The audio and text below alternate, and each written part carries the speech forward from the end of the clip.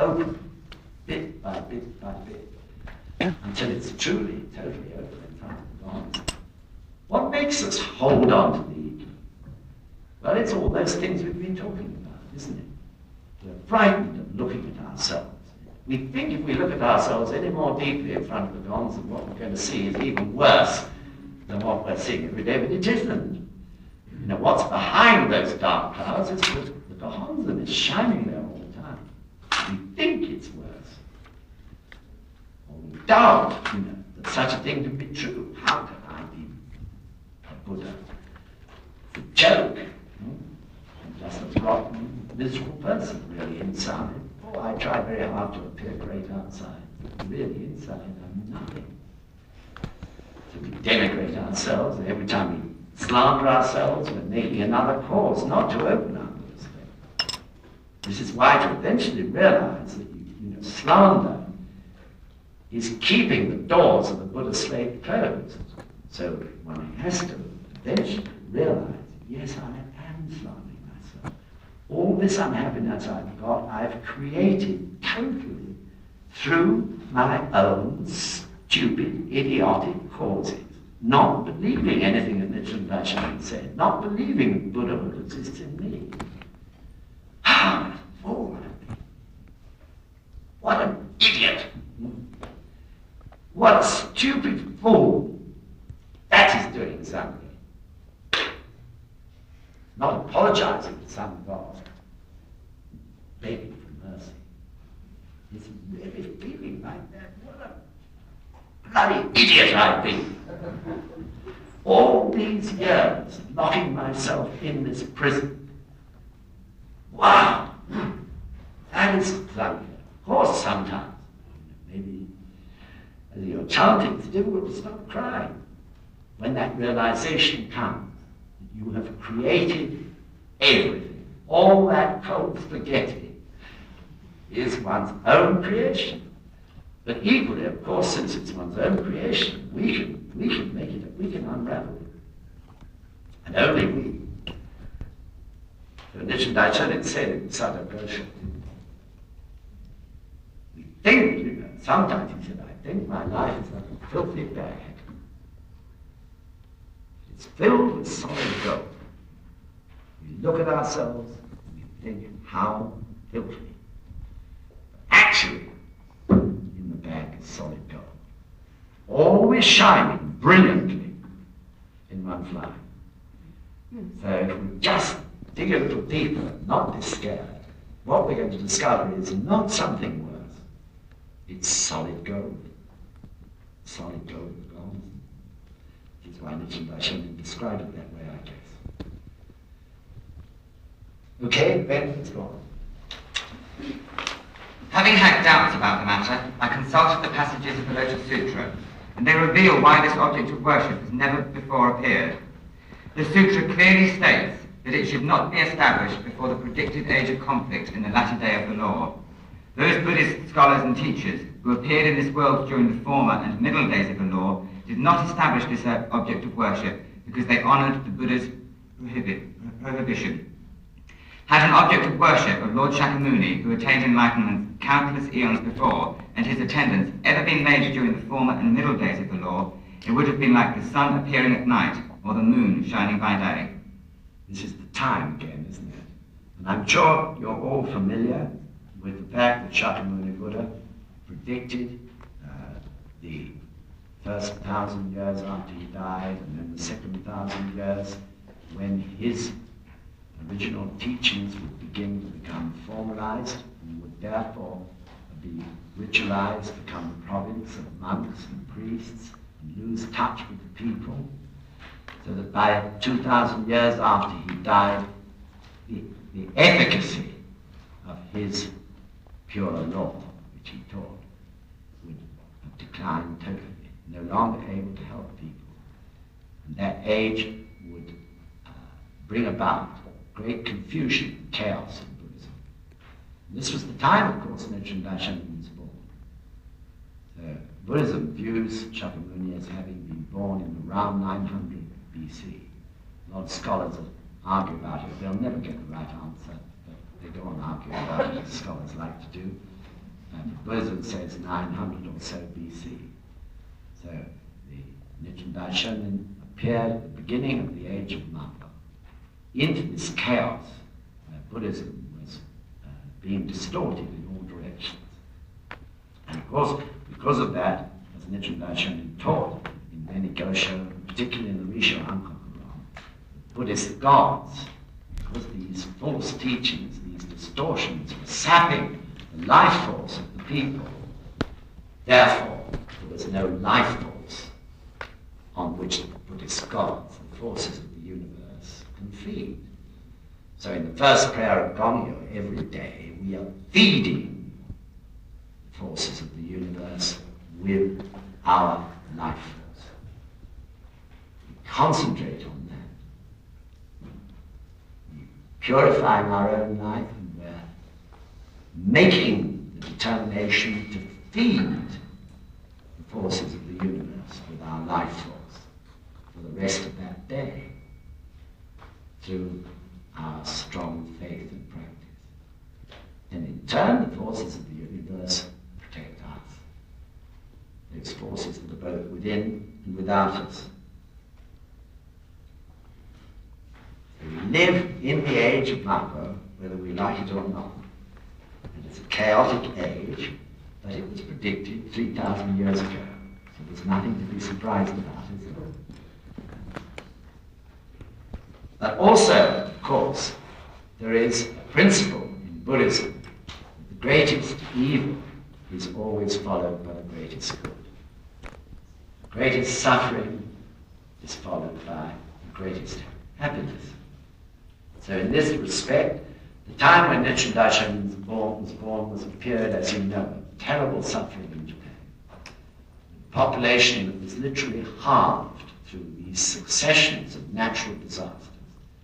The worst period in Japan's entire history, in fact, in terms of widespread destruction, even worse than the atomic bombs of Hiroshima and Nagasaki. But it was at that time, and in the midst of that chaos, that, and just as the Lotus Sutra predicted 2,000 years before that the great pure law began to arise with the appearance of Nichiren Daishonin and the declaration of Gongyo in 1253. So this greatest evil was actually an omen of the greatest good to come. So you take that forward 700 years, or thereabouts, to the greatest evils which the contemporary world has seen, which was World War I and World War II. Greatest destruction and slaughter, millions and millions of human beings destroying each other. But that great evil was followed by the rise of Sept, and in 1975, the appearance of Sept International and the spreading of the teachings of Nichiren Daishonin and the Gongyo across the entire world. So again, the greatest evil was followed by the greatest good. And this exactly follows the predictions of Nichiren Daishonin and the Gosho. Now, Causton is underway. As Sensei often says, we've created a great river which is unstoppable. Of course, there'll be obstacles, rocks in the way, but always this river will go on now until the Gongyo has been established in every part of the world. So it's very awesome in a way, isn't it? But how great, our good fortune in being part of this amazing movement, this great river which is spreading all over the world. Because Bodhisattva Gongyo will establish this object of worship in the first 500 years of the latter day, those four ranks of scholars and teachers who appeared during the former and middle days did not even describe it in words. Nagarjuna and Vasubandhu knew of it in their hearts, but did not speak to others about it. The great teacher Tiantai Chiche also knew of it, but as he was a bodhisattva of the theoretical teaching, though he taught it in part, he did not expound its true meaning. He taught it indistinctly, like the cry of a cuckoo which one hears just before waking from a dream. Other Buddhist teachers did not say so much as a single word about it, for at Eagle Peak, Shakyamuni Buddha strictly prohibited those scholars and teachers who were bodhisattvas of the theoretical teaching and who would appear during the 2,000 years of the former and middle days from disclosing even indirectly prior to the latter day anything about Lord Shakyamuni of the essential teaching, who attained enlightenment in the remote past, and the four bodhisattvas of the earth, led by Gongyo, who have accompanied him ever since. So the great theory of Ichinen Sanzen, 3,000 states of life in a single moment of our existence, is what Nichiren Daishonin is referring to here as taught by the great teacher Tiantai. And he says it so beautifully, doesn't it? He taught it indistinctly, like the cry of a cuckoo, which one hears just before waking from a dream. In other words, it was a theory which Tiantai expounded, clarifying the teachings of Shakyamuni. But never could or did Tiantai explain how we as ordinary human beings can use it. And now, of course, we have the Gohonzon, which is actually expressing that theory in action. It embodies the theory of 3,000 states of life in the moment of our existence. In other words, if we chant the Gohonzon, the Buddhahood that arises in our lives, within us, will then be expressed outwardly in 3,000 different and amazing ways. And of course, it's this expression of Buddhahood in 3,000 ways from our lives, such a powerful thing, which we can't see or grasp often in our minds, which gradually transforms the environment we live in and brings us benefit from outside us, as well as benefit within us. So this theory of Ichinen Sanzen, we have no time to go to it in detail today, but that is what it's explaining. Of course, in the same way, if one lives in the world of anger, it's that anger you'll be expressing in 3,000 different ways, so we shouldn't be surprised if the environment reacts violently to it. But if we chant the Gongyo and make an effort to do a fighting Gongyo every day and defeat the negative and destructive force within us, we'll express that Buddhahood in all those different ways, in every thought, word, and deed for the rest of the day. So this is a total conviction when I tell you that if you're chanting Nam-myoho-renge-kyo and doing your best to do Gongyo, practices the Buddha taught, every single thing that happens to you is benefit. Benefit. Benefit. Even the things that you think are negative or you think are punishment, even those things are benefit because you gain something out of it which you then use for your human revolution. Everything is benefit. Every single thing that happens to you. And the more you go on, the more you realize that with your whole heart. Someone was saying, Sarah this morning in her lovely, great experience which she gave, her epilepsy, really it's what's made her chant because her nature is such. Where is Sarah? Where's she got to? Because her nature is such that she knows these sort of persons, unless there was that challenge. All she'd have done was to, live a great big question mark and never get on with it. So this is an example of that. Everything that happens to us is benefit. Right. Now that we have entered the latter day, an object of worship should be made of the true Buddha flanked by his original attendants, since this is the most appropriate time according to the Buddha's golden words. Because this age corresponds to the predicted time, the Bodhisattvas of the earth will soon appear and establish an object of worship of the four Bodhisattvas. Now is truly the proper time.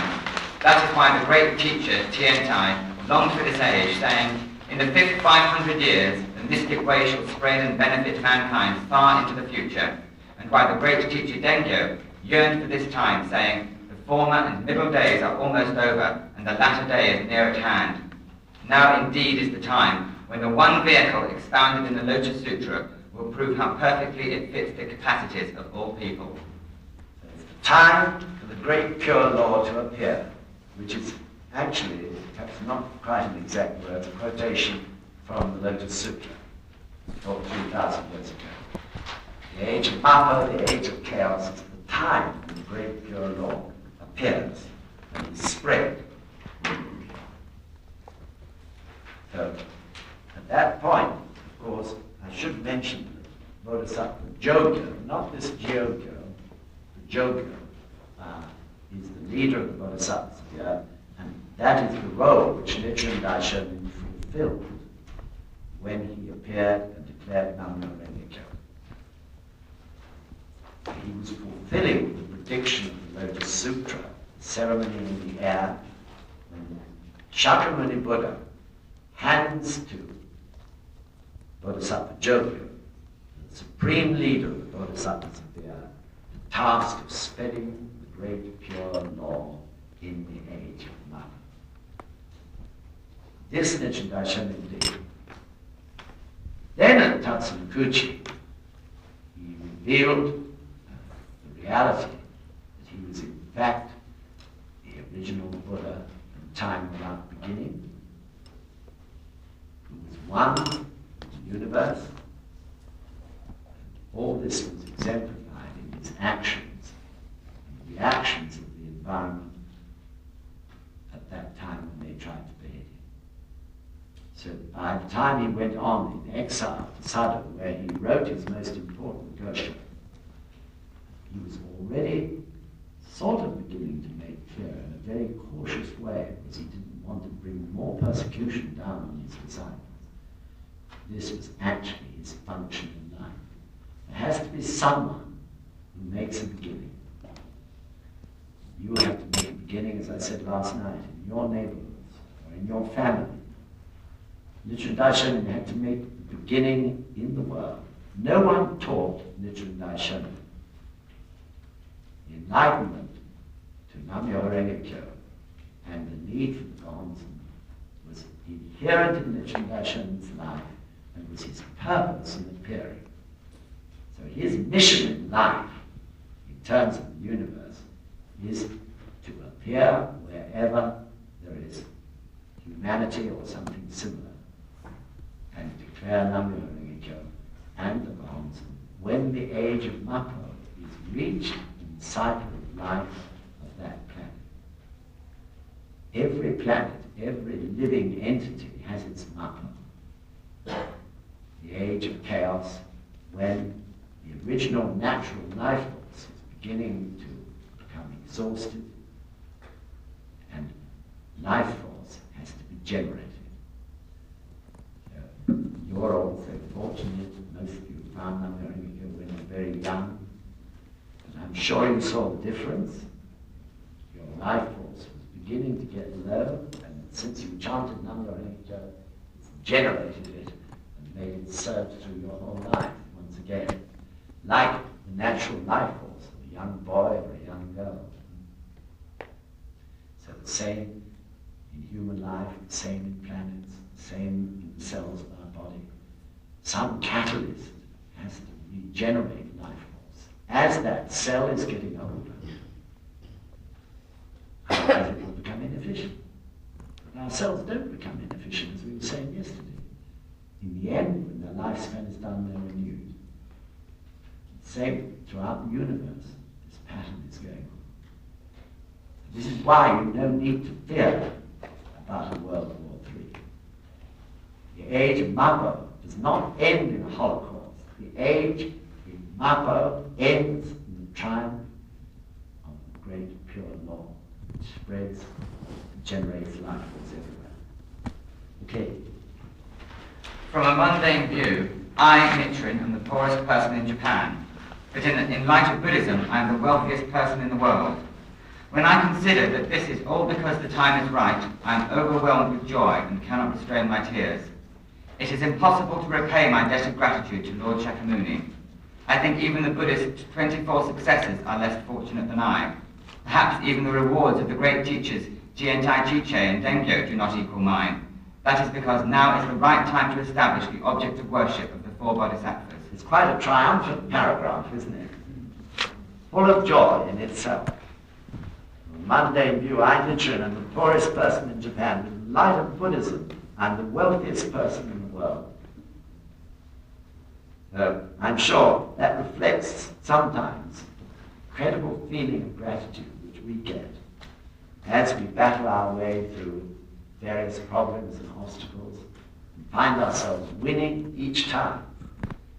We realize this is part of our mission to do our own human revolution so that we can enable others to do the same. The mission of the Bodhisattvas of the earth, proving, isn't it, the power of the gods unto others in the mud and filth and slush of this particular period in the evolution of this planet. So the thing is to go for it, isn't it? 100%. That's the cause, as I've said all the way through this lecture. The cause is to go 100%. The cause is to keep going, no matter what. Then, without fail, everything you need for happiness will come. This is the truth of life, or the truth of this practice. So I think now we'll just miss out this next long paragraph, which you can read at your leisure. Nichiren is again talking about the establishment, or proving through quoting from the Lotus Sutra, the need for the establishment of the four Bodhisattvas in the object of worship, and then we'll go on to number 8. This doctrine concerning the theoretical and essential teachings is not my own, but it was expanded by the Buddha. Those who would distort it into the great citadel of a hall of incessant suffering, those who would distort it can only be possessed by devils, and will topple others along with themselves into the great citadel of the hell of incessant suffering. How foolish they are.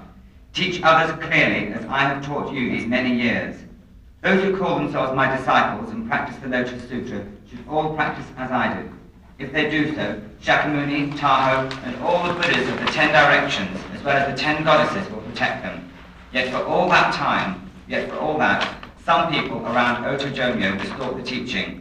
I cannot fathom their minds. Why Nichiren said this, which is explained in the previous paragraph, is that some particular person called Otojonyo was spreading the word around that it wasn't necessary to recite the theoretical teachings, which is called the Hoben chapter, the first part that we recite in Gongyo.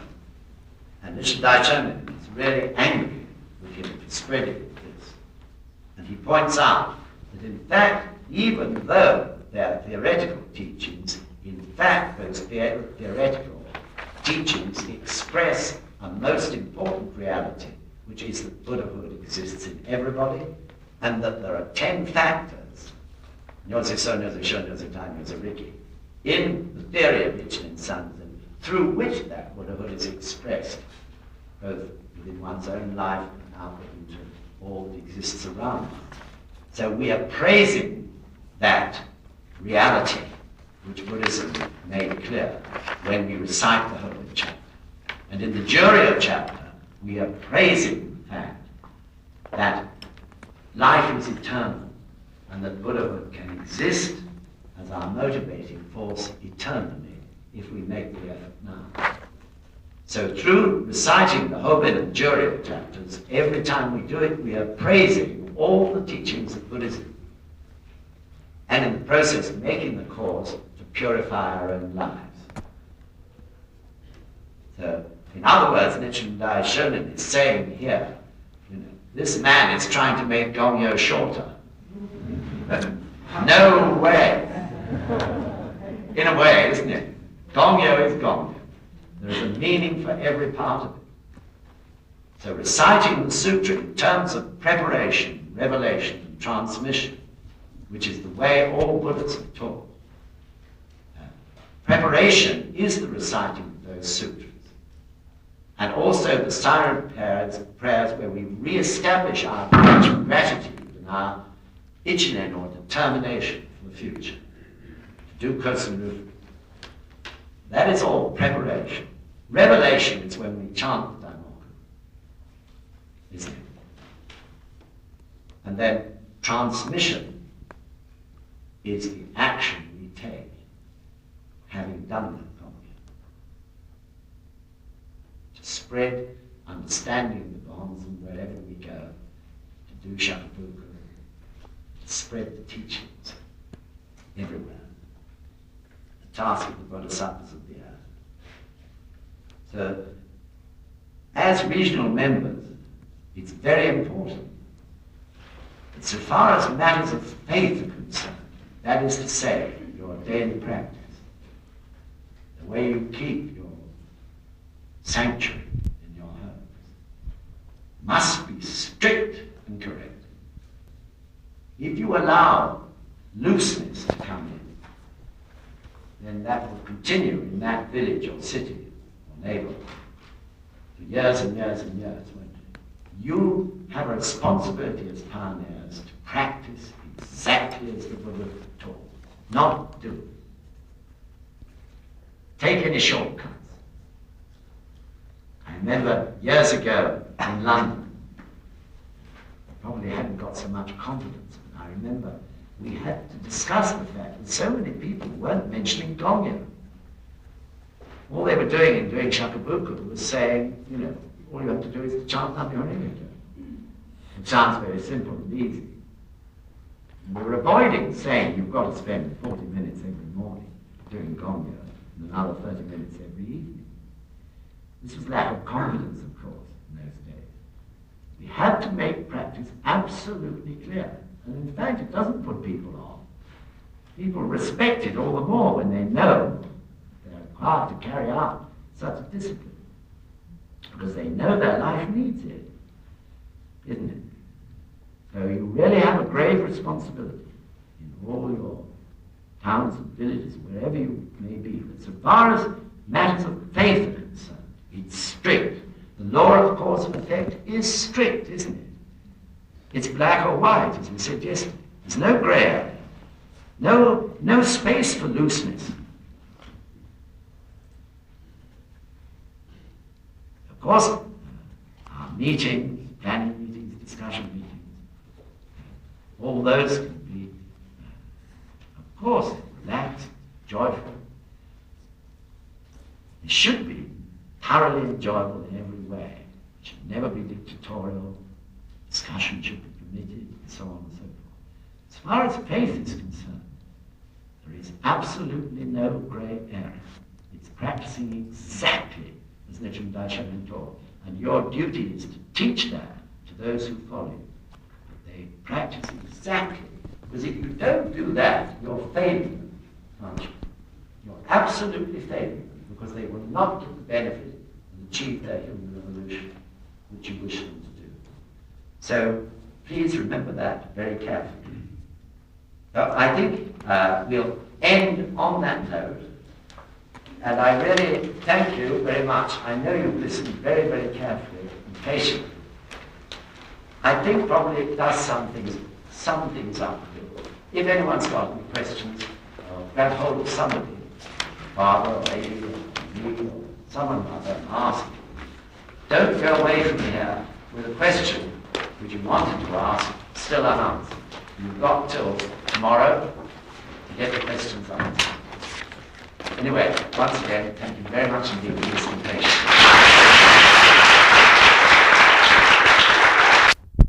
Say something about the importance of transmission. Remember this morning I was talking about the way in which all Buddhas, of course, is in the sequence of preparation, revelation, and transmission. In other words, it's no good talking about the revelation if you haven't prepared the way and got everyone thinking in the same direction as yourself. And likewise, it's no good revealing some great truth unless you also deal with how that truth will be spread to others, which is transmission. Do you follow? So although this was the way all Buddhas taught, it's also the way we should learn to teach. And it's surprising how often you meet people who are not following that sequence. In other words, they'll suddenly blurt out with some great truth. And nobody can understand it because they haven't been prepared for it. You see what I'm getting at? So always you should lead towards that truth by preparing people. So Nichiren Daishonin, you'll find in all the Gosho, is following that principle. First of all, he prepares the way. Then he comes out with great truth. By that time, everyone's moving with him in what he's explaining. So if any of you suffer from difficulty in communicating, I really recommend you to consider this point of preparation, revelation, transmission. How can I prepare the way so that when I explain this matter, this prime point of discussion, of communication, in a way that they'll understand? Do you follow? So even though Nichiren Daishonin prepared the way in a number of Gosho,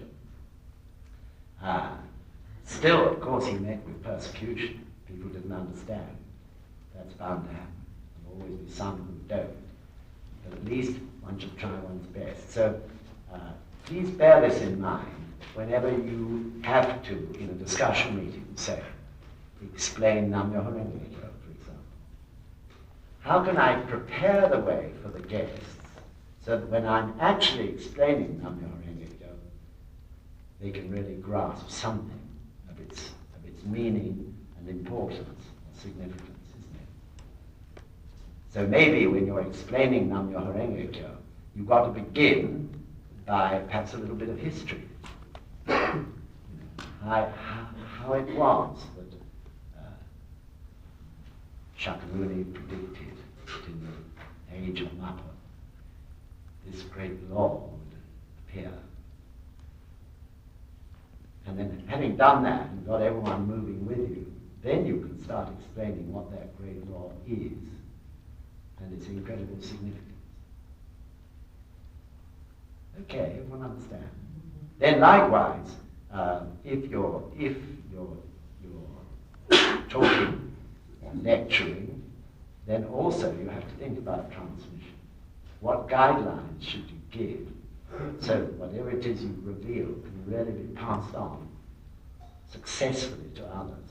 And of course the very need of doing that and not just keeping it to yourself. So this is a great thing, not just for Buddhism or teaching Buddhism, but it's an incredibly valuable thing in everything you touch in terms of communication. You'll find you're better at communicating in your school where you teach or in your office or with your children. You'll find you're much more successful if you always follow preparation, revelation, and transmission. So thinking back to my childhood, my mother naturally was a good teacher, and she definitely understood the need for preparation, revelation, and transmission, I think. But my father didn't at all. So he used to abruptly come out with what was in fact a valid statement, a truth. But with no preparation, just put your backs up. And you got angry with him as a kid. Isn't it? And that's just a simple example of how important this is. So in the letter to Sada, in this question of transmission, Nichiren Daishonin enclosed a PS with the letter, with the Gosho letter from Sada. And he said this: there is very little writing paper here in the province of Sada, and to write to you individually would take too long. However, even if one person fails to hear me, it will cause resentment. Therefore, I want all sincere believers to meet and read this letter together for encouragement. So that really, those first few lines of this PS to the Gosho letter from Sada is really the basis for all the organization and activities of Self-Denigration International. To gather everyone together so that they can listen requires organization. Without an organization, it would be impossible. So even in those primitive times, there must have been some sort of organization. There must have been some sort of leader in each area who was like the center point for the members to gather around in order to hear guidance and introduction. So there are other reasons for an organization. This is a very important one. We have to be able to gather together to listen. And likewise, we have to train ourselves to be able to teach. So in fact, every one of you is a leader. Whether you like it or not, whether you hold an official title as a district leader or a group leader or not, every one of you is a leader. Because you're doing shakubuku. When you do shakubuku, you are a leader, aren't you? Because you take responsibility for whoever you're trying to shakubuku. If they begin to take some interest, it's only you who can actually begin to teach them, isn't it? So everyone is a leader. All Bodhisattvas of the earth are leaders, whether or not they hold some official title. They have a handle to their name. Also in the Lotus Sutra, amazingly enough, 3,000 years ago, Shakyamuni Buddha said, the Bodhisattvas of the earth would be great leaders of society, every single one of them. So incredible, isn't it? That vision that he had. So you are leaders. And if you're not doing it already, you should be listening as leaders to everything you hear and everything you read. In your minds should be that thought, how am I going to pass this on to my shakubukus, or my group, or my young women, or young men, or whatever? Always in one's mind, that should be, how can I transmit this? What's the good of hearing something that's just sitting in your life and you're incapable of transmitting it to anyone else? So unbelievably selfish, isn't it? So we should all, as Bodhisattvas of the earth, realize that we are leaders and that we have a responsibility to spread the teaching, transmit the teachings to others. And to do that, we have to listen as a leader. It's not just taking it in oneself. It is taking it in oneself, but at the same time, always being concerned with how one will, what's the word, regurgitate it. Regurgitate it to feed the spirits of others, isn't it? So that in itself, too, emphasizes, of course, the importance of discussion meetings.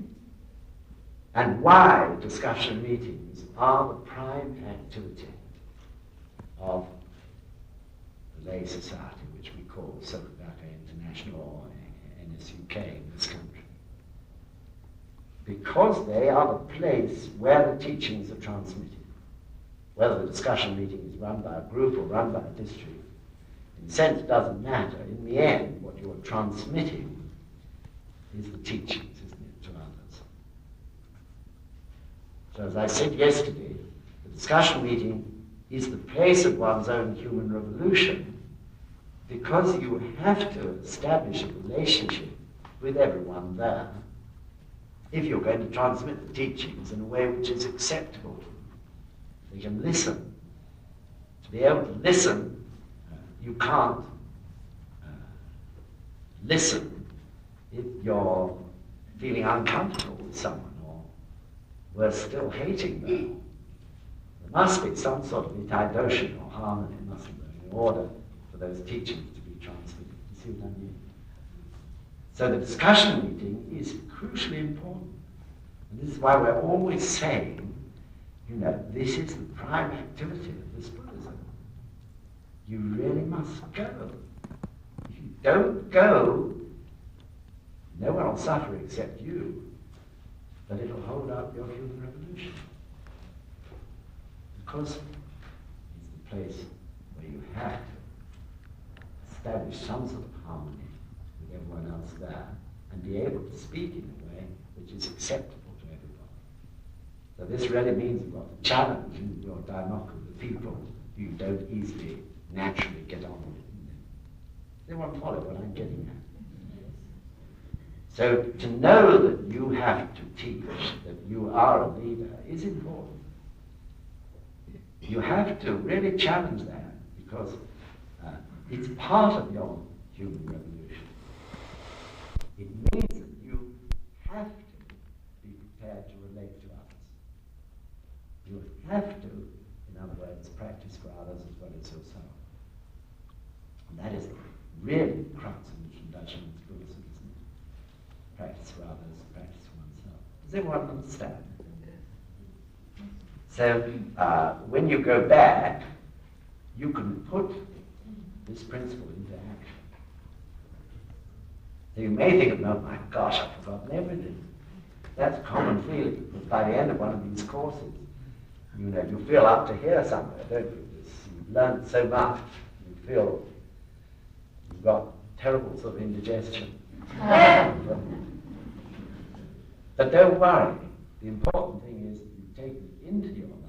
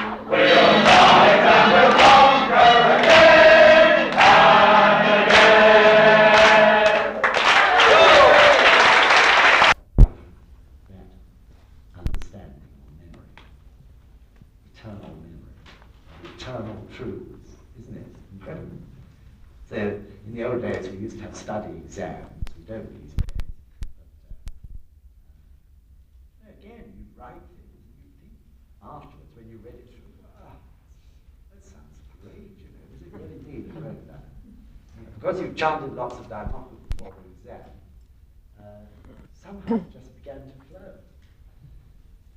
Same reason, your eternal memory is being revived. And I think that's really what I wanted to say. Barbara, would you like to add some things now? No. Yes, okay. Is everyone clear on that? Does anyone want to ask anything about it? Yes, Steve.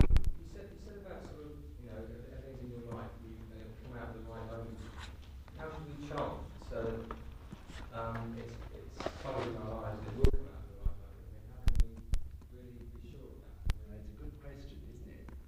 It will come out at the right moment because of your concern for others. That's the point, isn't it? Because of your concern to do shakubuku, even if you feel your compassion is not as strong as you'd like it to be, but still you know that shakubuku is one of the three practices. And you know that to advance in your faith, you really got to do it. Even if you still don't feel you've released your full Buddha compassion. And even that, will cause you to bring it out at the right time because of your concern, your determination.